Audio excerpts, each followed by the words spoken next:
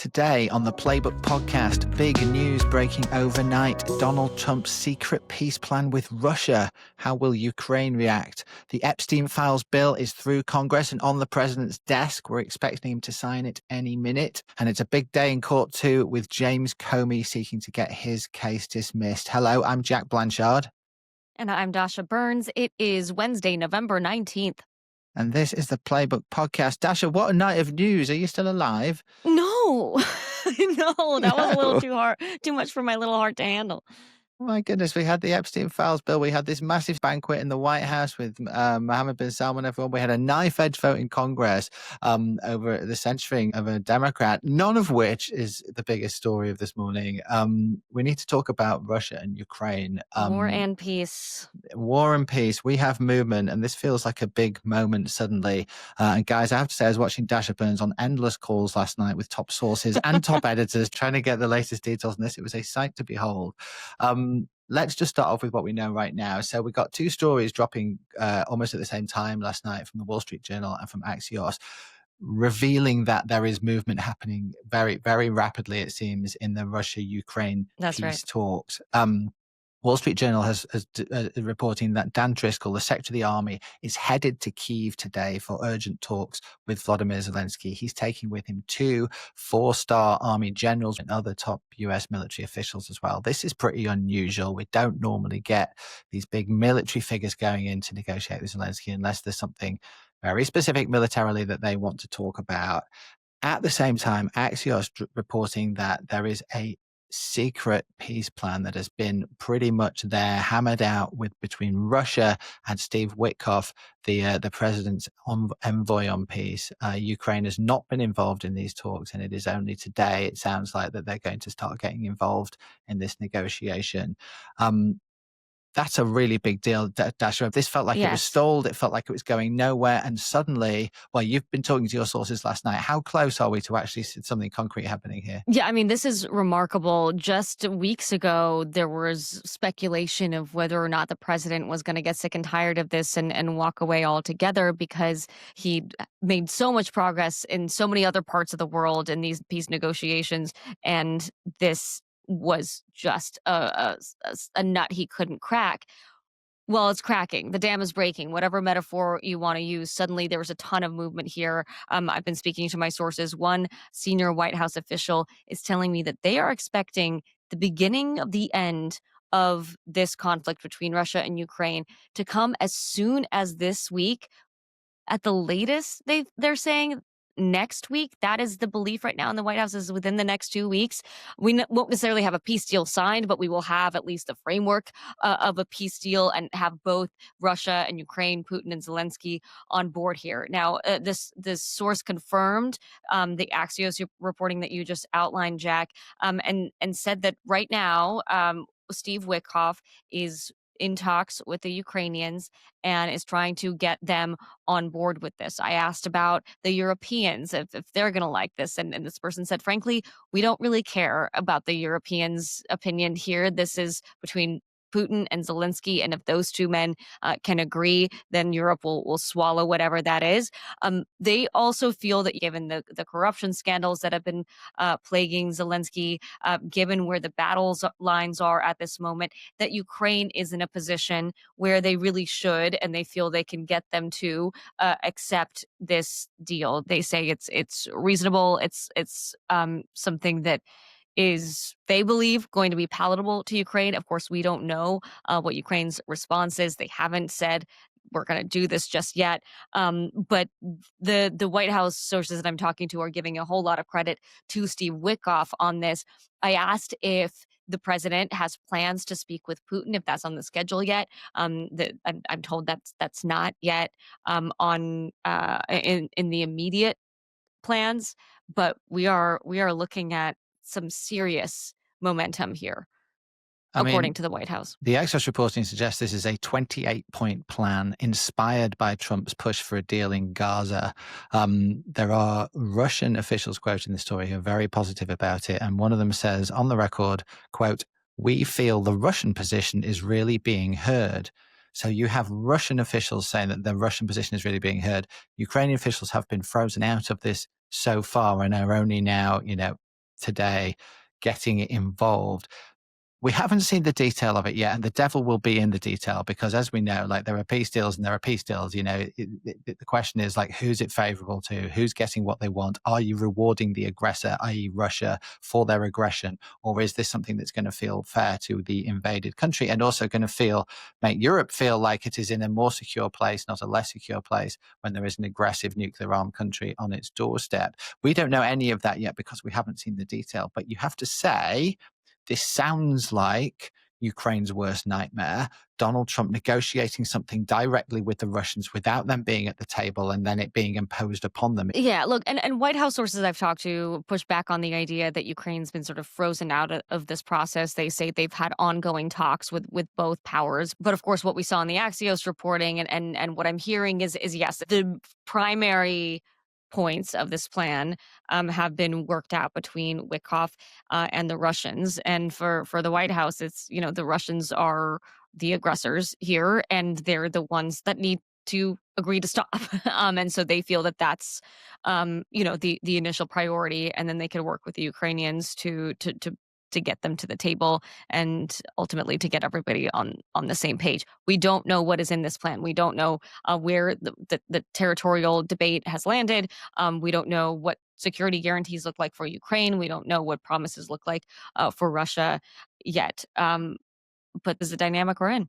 And this is moving very, very fast. And you can expect Donald Trump to be asked about this today when he emerges after his banquet last night. Dasha, he was with Mohammed bin Salman, the Crown Prince of Saudi Arabia, and quite a guest list, honestly. Did you see all the different people who were at the White House for this dinner last night? I mean, it was extraordinary. Unbelievable. They Unbelievable. Cristiano Ronaldo, the footballing great. They had Bryson DeChambeau, the golfing great. They had the great and the good from the White House team. They had, it was really quite a star names. Did you see the Fox News guys got in there? Brett Baer got an invite, and Murray Of course, Bartoma Brett got in there, and a bunch of big business, of course. I mean, Elon Musk got an invite. When was he last seen in the White House? Is this the first return for him since the? That's a great point, falling out? actually. That is a great point. Is MBS gonna help the bromance rekindle? I don't know. There you go. I mean, the Trump MBS bromance is certainly quite a thing that was on display in the White House yesterday. I mean, pretty It sure extraordinary, was. was it not, seeing the president sticking up for the regime responsible for the killing of a US resident only a few years ago? Really amazing scenes we saw in the White House, and I'm sure we'll see more today because we're going to see a part 2 of this bromance, Dasha. They're headed down the Kennedy Center at lunchtime for an investments conference together. Yeah, I mean, look, there are a lot of Americans that are aghast at the images of the red carpet being rolled out for MBS and for Saudi Arabia in the wake of Jamal Khashoggi. And 9/11 families are not happy about this, but this is the Trump foreign policy approach. He talks to everyone. He rolls a red carpet out for just about everyone. He doesn't really care if people are offended by it. He feels it's a means to an end, and he enjoys it. He sure does. He told MBS yesterday, right now you have the best friend you've ever had, referring to himself.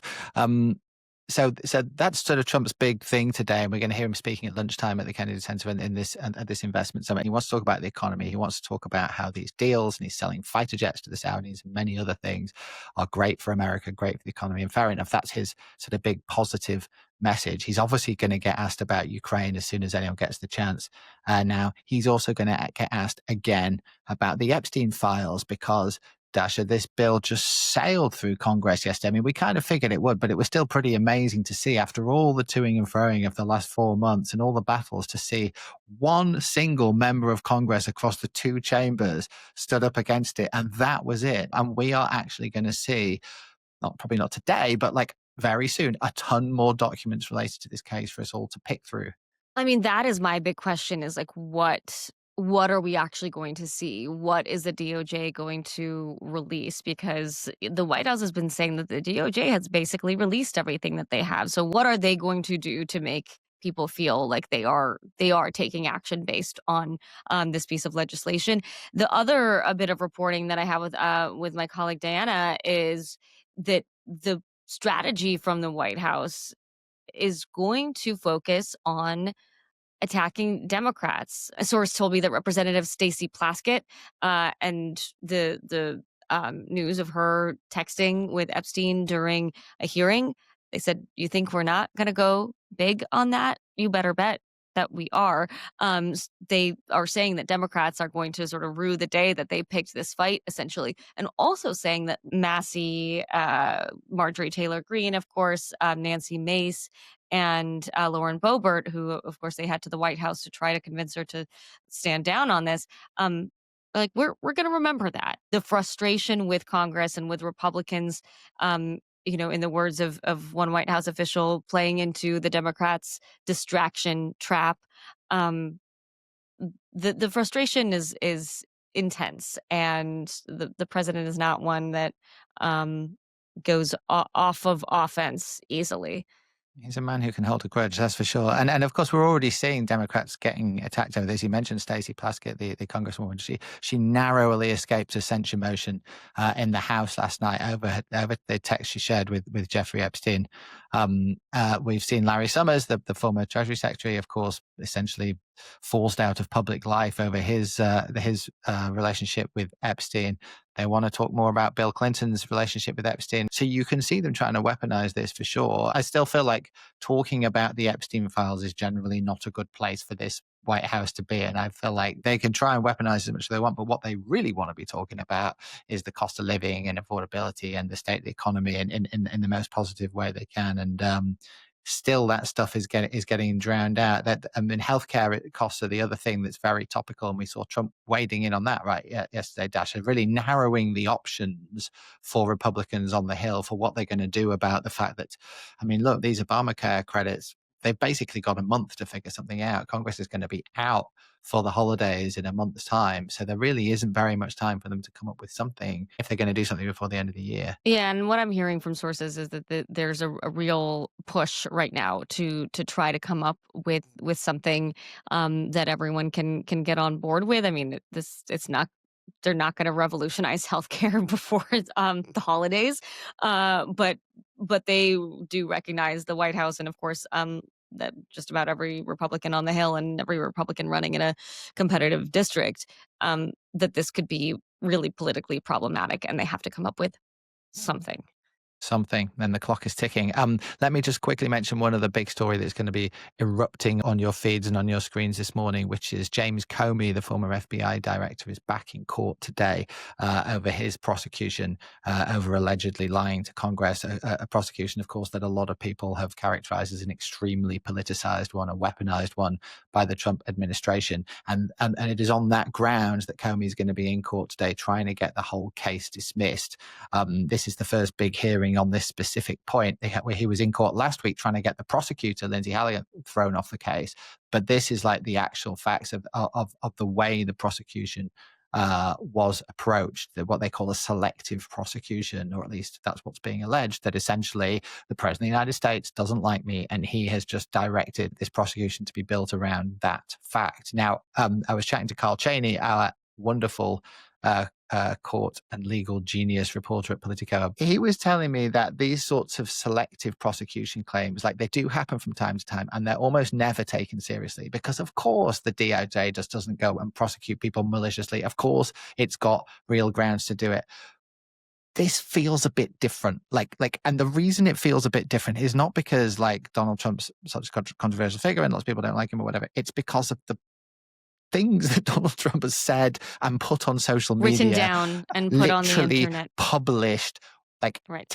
and of course that famous Truth Social post above all, like berating Pam Bondi, To Pam the Attorney Bondi. General. Yeah. That was supposed to be a private message, and he just put it all out there and basically said, like, why aren't we going after these people? And obviously Comey is going to be one of the people who is going to use that today and say, like, look, this is just not a fair case. And so that will be a fascinating hearing we'll hear today, and it'll be one of those things, Dasha, where everyone's watching the judge and trying to get a handle on the sort of questions the judge asks, the kind of and to try and get a sense of, where is their head at on this, because a lot of people think that James Comey has a pretty good chance of getting this case dismissed, and it would be pretty embarrassing for Donald Trump if he lost this case because of his own stupid Truth Social post, wouldn't it?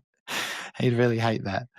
Yeah, the courts have not been the bright spot for this administration, especially recently.